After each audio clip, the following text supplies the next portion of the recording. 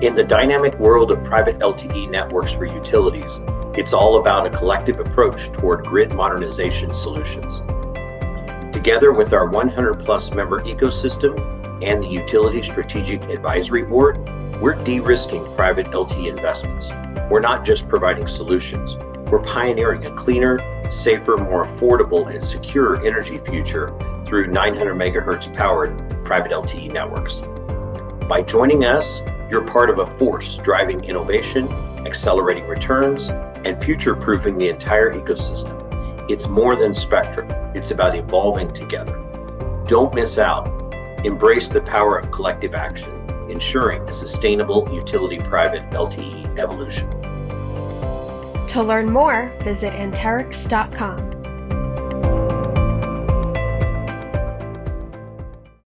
Hello, everyone, and welcome. I'm UTC President and CEO Rusty Williams, and I want to thank you for joining us today on this edition of the UTC podcast that we call The Intersection. We call it The Intersection because UTC and its members sit at that intersection of technology and the delivery of reliable and cost-effective utility services. Today's episode, I am happy to welcome as our guest, Bentina Terry. Bentina is currently serving as the president and CEO of Southern Linc and Southern Telecom, which are subsidiaries of the Southern Company, which is based in Atlanta, Georgia. Bentina, it's great to have you with us today on this episode of The Intersection. Excited to be here today, Rusty. Thank you. Absolutely. You know, a lot of times when I introduce guests and, we want the best guests to come be a part of this podcast and, share their knowledge and their experiences with those that listen. And sometimes I sit and list their resumes and their list of accomplishments, but I wanted to turn it around a little bit today. Rather than me doing that, how about you doing that for me? Just give me your highlights or your recap of your career up to this point. Yeah, so I am a recovering lawyer. So that's what I started off doing, working for a law firm here in Atlanta that did a lot of work for Southern Company. And that's how, in Georgia Power, and that's how I ended up in the utility sector. I wasn't one of those people that came from a utility family or thought this is where I was going to end up, but I did. Went in-house with a utility in North Carolina and then came over to Southern Company at Georgia Power. And since then, I've done a little bit of everything. I often tell people I've had the fortune of being able to do everything from having crews, line crews, customer service reps, and all that kind of stuff to external work, a little legal work here and there. Got to work at our nuclear subsidiary. As I tell my mom, I've done a little bit of everything besides being responsible for counting the money and running the power plants. And she always says, yes, that's probably a good thing. Those are two jobs I probably don't need to have, but been fortunate to get to do a whole lot over here at Southern Company. Yeah, and as most of the listeners know, I spent the early part of my career at Southern.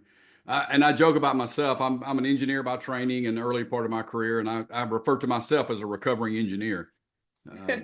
We know the stereotypes for lawyers and for engineers, and both of us ended up in places that were a little bit different. But you did, in your experiences, you were at Troutman Sanders, and those of us in this utility industry, especially this part of the world, know about Troutman, and then at Progress, which is, through a couple of acquisitions, ended up as part of Duke and, all of that. So this industry does tie together. I call it incestuous, but, there's a lot of movement around and sharing, and I think it's a good thing for us, as we're able to work with each other and have those kind of opportunities. And through an organization like UTC, and there's other organizations, you get to know people and experience different things. And sometimes those opportunities pop up where you can take advantage of it, right? Yes. Yep. That's very true. And I'll tell you something funny for people who even know the utility industry very well. I actually started work at CP&L, Carolina Power and Light, before it acquired North Carolina Natural Gas, before it acquired Florida Progress. So that little company's been through a whole lot of iterations over the last 2 years, like a lot of other utilities have. So it's been great to see the growth and the change in the industry over the last 25, 30 years. Yeah, stodgy industry indeed, but that's a historical perspective. Now things are moving a little differently. So I'm sure you get this question asked. So, from time to time, lawyer by training, in other, career roles, external affairs and general counsels and those kind of things. How does a person like yourself end up leading a telecom organization in this industry? Yeah, I have no clue either. No, the thing that I love about working at Southern Company is that we really work hard to give people a lot of different opportunities and experience a lot of different aspects of the company. And so I had, in my career, I probably spent about a third of it in the external arena, a third of it in the customer marketing type of arena, and then a third of it in kind of what I'd call a hodgepodge of things, a little bit of operations, a little bit of legal, that type of stuff. And so when you think about running Southern Linc and Southern Telecom, it's running a business. And I have over at Georgia Power, in the last role I was in, I was our chief marketing officer and our chief customer officer. And so am very kind of acquainted with the importance of meeting the needs of customers, understanding that it's our job to find solutions for customers. And because I did spend some time in operations, I understand how important Southern Linc in particular is to the operations of our business. And so that's how I kind of ended up here. I always tell people it's like a frog on a post. When you see a frog on a French post, you know that the frog didn't get itself there. And so through my career, there have been lots of little things that have happened that culminated with me kind of turning up here. And it's been a great experience, quite honestly. Yeah, you're right. But working at a large company like Southern, you do have the opportunity to move around and have different experiences if you choose to do so. And that, from my personal perspective, I was able to do that as well. But you get those different experiences that again, you and I are examples. You never know where that leads from a career perspective, right? You That's just right. do your job today and do it the best you can and learn, and then you see what happens in the next and when the next opportunity comes. So you've been in your job what, a year or so now, a little Yep. over a year. Yep. So you mentioned you had some experience with Southern Linc and sort of what it does for the company, but being the leader of this organization now, or these two organizations, you get to tell the story of the importance of those types of systems to the utility industry, right? Sometimes I joked when I first started in this business, many years ago, that it was telecom was in the background. It wasn't in the critical path. It wasn't visible. And I actually would tell employees when they came in, I said, if you're looking for the limelight, you're in the wrong place. Yeah. Because if anybody knows you exist, that means something's broken, right? And they're yelling at you because whatever your thing is broken. But you have the opportunity now to tell that story both within Southern, but also across the industry of the importance of those systems, Yeah. right? And when you tell that story, how do you tell it? How do you describe the importance of those types of systems that those that many of us that are listening worry and work on and design those systems? How do you explain it? Yeah. The heart of it is what we say it's mission critical. Really does describe how important what we do is. And I tell people all the time, because people ask me, I don't understand why Southern Company has a telecommunications company.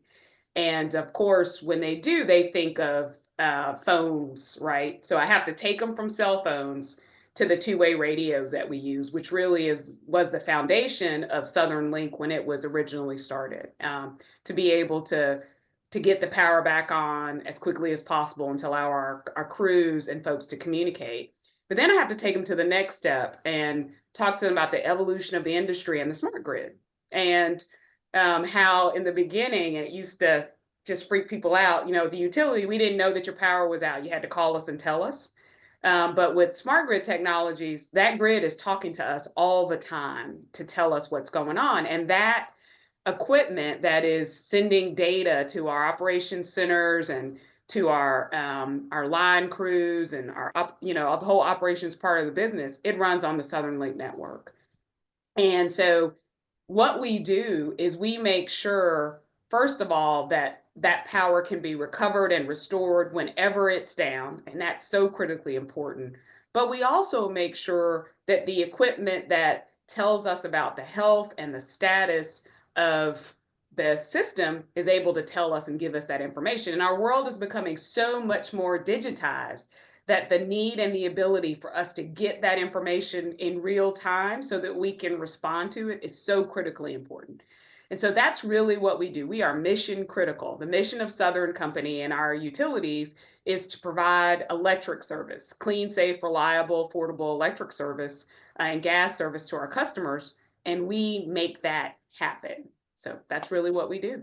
Yeah, and as I mentioned earlier, 30 years ago, telecom was in the background and you didn't know it existed. And you've gone from that over that period of time to being in the critical path of the core utility being successful. So I had the privilege of being on the first Southern Linc, what would become Southern Linc project team back in the mid 90s. And that was in the heyday. It was, we had a Telecom Act passed in 1996, which deregulated the telecom business. Mm-hmm. And a lot of utilities got into the telecom business during that time, late 90s, early 2000s. And when you look back across that history, most of those utility subsidiaries, telecom subsidiaries, are not in existence today, right? So what do you think is the difference for Southern Linc and Southern Telecom that they've been able to survive over that period of time? Not only just survive, but actually thrive and be successful in supporting the utility. What's the difference, do you think, between Southern Linc and some of these other, what we used to call utelcos, right? Utility telecom companies. What's the difference that makes them successful, makes you guys successful? Yeah, well, a couple of things. There probably was a little bit of luck. Right. So I want to just be completely honest. We couldn't have predicted the world we see today. But some of it too, of course, was this desire and need to own and control our system. And so when we think about Southern Linc, we think about Southern Linc as critical for our operations. We do have a commercial side to our business. It's helpful for us to have that. I think it makes us more innovative. It keeps us connected to the telecom industry. It also allows us to generate revenue to offset the cost of the system for the customers. So there's lots of great reasons to have the commercial business. But when I come in every day, my focus is first and foremost making sure the system is available for the operation side of this business. And so I think if you focus on the operations and you think about the need to control it and own it for cybersecurity reasons, for resiliency reasons, you end up with having Southern Linc. And I'd add that much like you, Rusty, I was involved in the conversations about whether or not we transitioned to an LTE system. And there were people within Southern Company who thought, nope, let's just use a commercial carrier. And there were people inside Southern Company that thought, nope, let's invest in the system and become a LTE system. And I am glad that the folks who thought, let's do an LTE system won out, because now with all this data we have, we're able to put it on our system. And so, and that was in those conversations, there were concerns that one of the questions I asked was, well, if we use one of the other carriers, will they prioritize us when we need to be prioritized? No. If they have too much congestion, could we be dropped? Yes. Do we know if the equipment that they have on their system is equipment that is great from a cyber perspective? Can't be sure. So when you get the answers like that, you go, nah, I'd rather invest in it and own it, because I need those answers to be a whole lot clearer and positive. So. Yeah, and used the term critical infrastructure earlier in our conversation. Through the years, in trying to explain it to people, the same questions, you have to come to the point to where when the world just falls down, right? Whether it's ice storms, hurricanes, wildfires that's going on in Southern California as we speak, you can't start coming back as a utility unless you can communicate, right? So whether you're communicating with the people, the workers, or you're communicating with the network, you've got to be able to communicate to be able to start restore power, and hopefully in today's world and looking forward, it's even proactive to find things out and fix them before they become a problem. I should ask this question or ask you to explain it earlier, and I apologize for that. But for those that don't understand, what's the difference between Southern Linc and Southern Telecom? Just Oh, yes, for yes. those Okay, that don't so understand. yeah, so Southern Linc is our wireless telecommunications company. And so mission critical push to talk technology, of course, voice and data, all that kind of stuff over our LTE network. Those assets are actually owned by Alabama Power, Georgia Power, and Mississippi Power. And what Southern Linc does is own and operate, operate and maintain that system on behalf of those utilities. So the other piece to that is we have a commercial business. It is primarily public safety, think law enforcement, think hospitals, ambulance services, a few commercial customers that want to have a LTE, mostly push to talk system on their campus or amongst their drivers or employees. And that generates commercial revenue. And like I said, we take that commercial revenue and it goes back to the operating companies to take down the costs that they would have to pay us to maintain and operate the system. So that's Southern Linc. It's Southern Communication Services that does business as Southern Linc, right? Right. Southern Telecom is a dark fiber company. And so we have fiber that we lease and fiber that we own that we sell to other parties as dark fiber for them to light that fiber. And we also, if one of the operating companies puts fiber in and it just so happens that there's the ability to lease part of the fiber they put in until they need all of it, similar model, we'll lease that fiber on their behalf, and there's a revenue stream that comes back to them to take down the cost. And so it allows us, again, it's not, some of the other utilities have had fiber networks that have been a little bit different than that, and they've sold those assets off, but our fiber is primarily there, much like the other, where we have capacity because the utility will need it, and we are leasing that in the interim. We have a couple of other things, but that's mostly what Southern Telecom does. So it's a dark fiber company. Yeah, I get asked that question from time to time just because of my history, but I meant to ask that question earlier. Southern, I know, has been a proud and involved participant in the UTC over many years, Yes. and we appreciate that trust and relationship as well. But we know that for UTC as well as Southern and many other utilities, policy making is one of the primary activities. You could break it into 2 or 3 categories for UTC, but that's one of those top 2 or 3 areas that we work on. And I know you have a staff as well that helps with policymaking issues related to this area. You mentioned private LTE. We talked about, but we didn't talk about some of the other technologies that utilities are implementing, AMI, Yes. the grid control, wireless grid control systems, all those things that we do. But from your seat and thinking of policymaking activities, what do you think are some of the top 2 or 3 key regulatory issues that this industry, not just Southern Linc per se, but it may be for Linc, but in the industry, what do you think are 2 or 3 of the biggest issues that we're having to deal with from a policy perspective? Yeah, the primary thing we think about is spectrum. Like everybody, the need for spectrum for cybersecurity, resiliency, and reliability for our systems. If you go back to what we're talking about, from meters to smart grid technology, when you even talk about distributed energy resources, right, and the need for them to communicate, all of that stuff will run on a network, and we will need more spectrum. All the utilities will need spectrum in order to do that. We worry about the auction process, quite honestly, because we don't tend to have the money in that process, because kind of we think we're going to make this expenditure and then it's oftentimes going to be rate based or a cost that the ratepayers will assume. So we want that cost to be as minimal as we can. And so it's very challenging for us.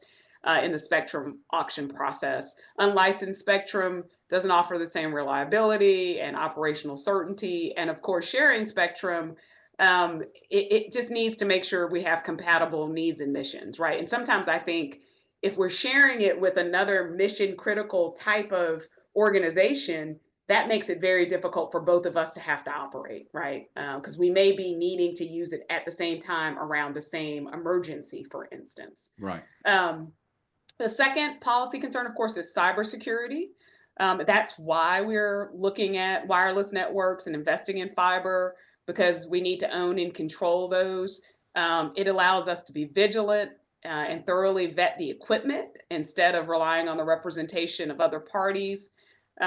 We're concerned, of course, about bad actors. There are every utility, especially the very big ones, are constantly having bad actors who are trying to attack us. Because of course, if you can bring down the grid, you can cause instability both in the economy as well as in the fabric of society. And so we just need to make sure we have the support to keep the cybersecurity issues in front of people, and making sure we have the right business relationships and have people actually have to conceal who they are, right? And that white labeling sometimes makes it very difficult to do that. And then the last one is for people just to understand the importance of non-commercial networks, right? There are people that go, I don't understand, why can't you just run on AT&T and Verizon, and they're great companies, but they have a different mission and focus. Think about Hurricane Helene, right? That we just had, that hit mostly a lot of East Georgia for us. And during that process, we have generators that kept the power running to our sites so that we could provide what we needed for those line crews to be able to restore service. And we invest in that because we understand that we need that level of resiliency. And the reality is most people on a commercial network don't need that level of resiliency. It's okay that they don't, AT&T and Verizon, they don't invest in that because that doesn't fit their business model. But for us, which is why we do this, we need that system up and running. And so if you look at our performance during Helene, and you can see, because we all have to report it over to the FCC, our system was up and running very, very quickly, within 72 hours. And so when you think about those line crews and the engineers and the people who are doing damage assessments, that meant they could get out in the field, they could assess the damage, and they could get that network, the grid back up and running for our customers. And so it's really important that people understand that there's a different need we have within utilities and perhaps other parties have for private networks, and figure out how we facilitate these private networks, not believe that a commercial network could take care of everything. Yeah, and a lot of people also don't understand if they don't get out and travel around in some of those places like the mountains of North Carolina and even in places in North Georgia. I mean, on a good day, there's no commercial wireless coverage. That's right.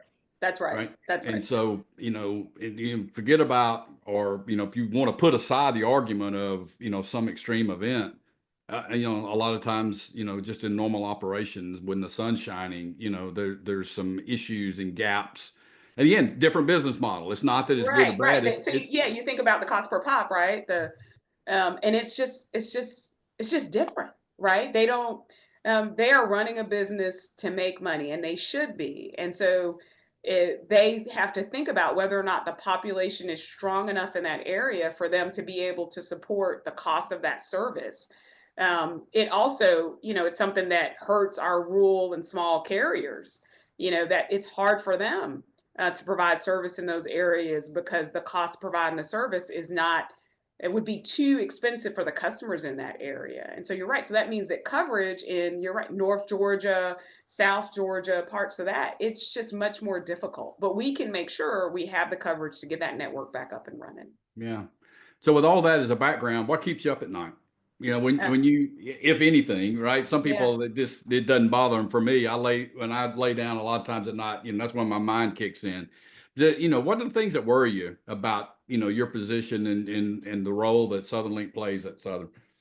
Well, so it's part of the excitement too, is I can see all of the things that's going to need to run on the Linc network. And it's exciting to know that we will have so many more devices on. 80% of the traffic on the Southern Linc network is data, right? Well, as Alan tells me, it's all data, but you know what I mean, not voice.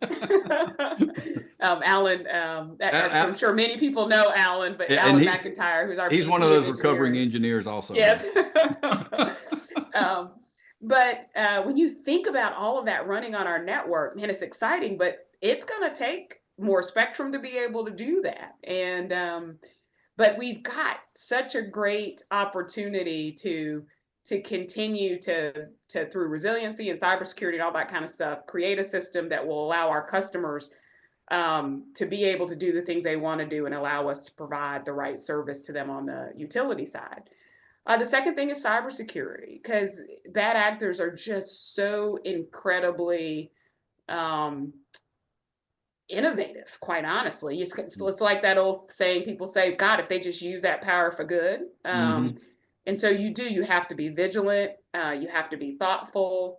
And so, I coming into this role, I mean, there are things that I would have clicked on in my computer before, perhaps, what I think really long and hard about, because I have such a better appreciation for cybersecurity and how it could impact our business. And so those are the two things. And the first one's a great opportunity. The second one, of course, is a threat that I just have to always keep in mind and keep in front of our employees. Just be vigilant, be really, really vigilant. There are people out there that want to figure out how to do bad things. That's true. I guess back to my previous comment of, historically, the telecom business was kind of in the background at the utilities. I guess what would keep me awake is, you wanted to be more visible. Well, by golly, you got it now. So what are you going to do? You've got to perform. We've got to build the systems that are going to meet the operational needs, and there's nowhere to hide, right? But I take, I'm proud of those kind of accomplishments and challenges to be able to support the business. And, everything's going to be wireless on the edge, right? Today, when you think about all the control points and just sensor points into the distribution grid, not the transmission grid. I mean, we've gone from having 3 or 4, sensor points on a feeder to having, 10,000, on a feeder, right? Every street light, every meter, everything, right? Is we can see it. So our systems, and when I say for the industry, having these types of systems, both the wireless piece and the wireline piece, they've all got to work if the utility is going to be successful. So if you think about go ahead. Oh, sorry. No, go ahead. So what excites me, right, is all of that, right? Because you kind of think of what that enables for us to be able to do as an industry. I always think I want to be able to, in my old role where I was, had the marketing hat, to tell the team all the time, I want to be able to tell a customer, hey, it looks like your hot water heater is getting ready to fail, right? Because we're getting some information from you. Can you think about the service it would be able to provide that to a customer? And in my old role, I didn't even really completely understand how crucial Southern Linc was to us being able to do that, right? And so whether or not that's the meter technology, whether or not that's another type of device that's on the house, whether or not that's something on the grid that sends back information, or a combination of factors that you can use AI or something to be able to evaluate, to be able to spit back, hey, this is what's going on for that customer. And so being able to provide that solution to our customers is so incredibly exciting for us, and when you think about distributed generation and the ability to be able to remotely operate equipment out in the middle of nowhere that you have to do wireless perhaps because you can't run fiber to it, and how we're always talking and thinking about as a society how to make that transition to having cleaner energy. Well, what's all that stuff going to run on? How's it going to communicate back with us, right? So I just think it's so incredibly exciting. And for us in the utility sector, I love the title of the podcast, we're at that intersection, right? We really get to use telecommunications to improve how the utility can serve the customer. And that's incredibly just inspiring for me. and I hope is inspiring for the team. Yeah, I was going to ask you, what the next big thing is, but I think you described it very well just there, right? Once you get this capability in place, then the how it can be used is limitless. And my mind, I think also you mentioned AI, right? I joked and said, can't get a cup of coffee these days without somebody saying AI. But just think about that from a customer service perspective, not the Yes. technical side of the business, but we all hate I hate talking to chatbots, or Yes. you go and ask me your question and you get some kind of canned response. But that technology is evolving. So how is that applied to the utility customer from a customer experience, customer service perspective? I think there's some great strides there, but there's a lot of other opportunities. You mentioned proactive monitoring of systems. I actually had an outage 3 weeks ago or so that I could imagine the systems like that catching this before it actually turned to an outage on 8:30 at night on December the 23rd, before we started having family functions on Christmas Eve, right? So I Yes. think that some of the next things and opportunities for utilities, I think, is just limitless. But you got to have those capabilities. It's like in your house now. You don't hook your computers up to to Ethernet cables anymore. You're wireless Yep. on the edge, but it takes a wired network to make it run. And I think that's just a great analogy for those that don't understand, to say, hey, we've got to have it wireless on the edge, and it doesn't work without spectrum, and it doesn't Yes. work if it's not secure, and all those things you talked about. Let's get Or to time for have us. the redundancy, right? So I mean, even if you have the fiber connection, um, what wireless gives you is a redundancy for that, right? So when Mhm. we think about those systems being resilient, fiber and wireless. I've had a couple of people ask me, well, is it either or? No, it's and both, right?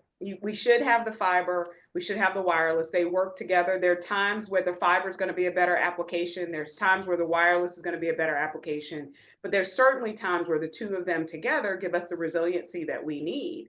And the part of the challenge I think it is for us in our industry is to think big. It is an and thing. Like even the conversation we were just having, it's not good for operations or customer service.